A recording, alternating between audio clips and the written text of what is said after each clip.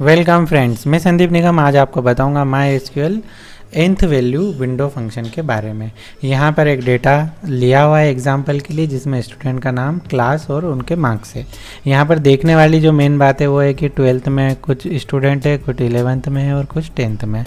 अब मैं आपको nth वैल्यू फंक्शन का एग्जाम्पल बताता हूँ कि हम उसे कैसे यूज़ करते हैं। देखिए यहाँ पर जितने कॉलम में मैंने सेम रखे, उसके बाद मैंने यहाँ पर लिखा nth अंडरस्कोर वैल्यू। देखिए जैसा कि नाम से ही क्लियर हो रहा है, nth यानी कि आप जो वैल्यू देंगे, जो रो नंबर देंगे, उस रो नंबर का डेटा ये आपको दिखा देगा।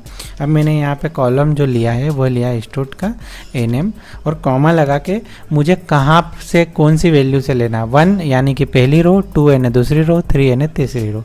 तो मैं यहाँ पर लिख देता हूँ 1 और मैं विंडोज़ फंक्शन है तो यहाँ पर हमें ओवर लिखना होगा। हमने ओवर लिखा और हम इसे एक नाम दे देते हैं, एस किया और हम नाम दे देते हैं NTH, ठीक है। अब यहाँ पर आपने एग्जीक्यूट किया तो अब आप क्या देख रहे हैं कि मैंने यहाँ पर जो वैल्यू दी थी 1, तो यहाँ पहली रो पे क्या नाम है, आदित्य निगम। तो देखिए सभी में पहली रो पर आदित्य निगम आ रहा है। अगर मैं यहाँ पर 1 की बजाय 2 दे देता तो यहाँ पर जो दूसरी रो पर क्या नाम है, राहुल रघुवंशी, तो यहाँ पर सभी में राहुल रघुवंशी आने लग गया।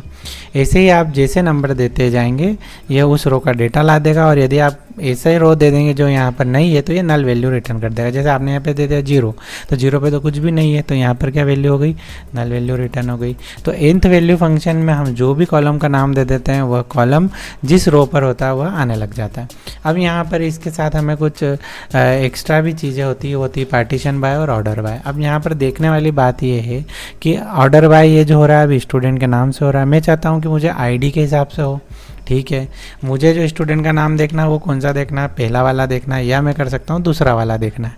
और यहाँ पर मैं इसे क्या करूँगा, ऑर्डर बाय मैं कर दूँगा इस ID से।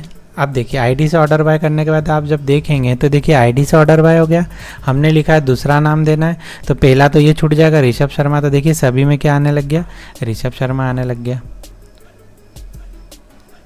हाँ, यहाँ पर एक क्वेश्चन उठ सकता है कि जब भी nth वैल्यू में यहाँ पर ये पहले वाला वैल्यू क्यों नहीं आई। ये इसलिए नहीं आती है क्योंकि आपने जब ऑर्डर बाय ID किया तो जब स्कैनिंग इसकी चलती है तो यहाँ पर जब इस रो पर आया होगा, जब उसके बाद डेटा दूसरे नंबर का होता नहीं है, मतलब ये रो बाय स्कैन करता है, तो उस समय यहाँ पर दूसरे नंबर पर नाम नहीं था इसलिए ना लाया। यहाँ आने के बाद नाम रेगुलर आ गया। यही आप ऑर्डर बाय नहीं करते बाय इसे ये नहीं लिखते तो ये सब पे करता है, लेकिन जब आपने ऑर्डर बाय लगा दिया तो ये स्टेप बाय स्टेप उसकी प्रोसेस करता है। अब यहाँ पर आप नेक्स्ट कर सकते हैं, ऑर्डर बाय का उपयोग ना करते हुए आप इसको लिख सकते हैं पार्टीशन बाय। तो पार्टीशन बाय में क्या होता है, आपने लिखा पार्टीशन बाय और आपने लिख दिया स्टूडेंट क्लास से। तो स्टूडेंट क्लास को जब आप कर देंगे तो ये क्या होगा, इनका एक पार्टीशन बन जाएगा और उस पार्टीशन के हिसाब से काम करेगा। जैसे देखिए 10th में दूसरे नंबर पे क्या है, आदित्य निगम। 11th में दूसरे नंबर पे क्या है, राहुल रघुवंशी। 12th में दूसरे नंबर पर क्या है, राकेश माली। तो ये उस तरह से उस पार्टीशन के नाम इसमें आने लग गए। यानी कि nth वैल्यू फंक्शन का उपयोग करके आप किसी भी पर्टिकुलर पार्टीशन पे या ऑर्डर बाय क्लास लगाकर आप किसी भी रो पर किसी दूसरी रो का डेटा ला सकते हो। साथ ही में आप इसी पर प्रीवियस रो का डेटा लाना चाहते हो तो प्रीवियस रो का -1 का लॉजिक लगाकर भी डाटा ला सकते हैं। आपको ये वीडियो कैसा लगा मुझे ज़रूर बताइए। मिलते हैं नेक्स्ट वीडियो में। Thanks for watching.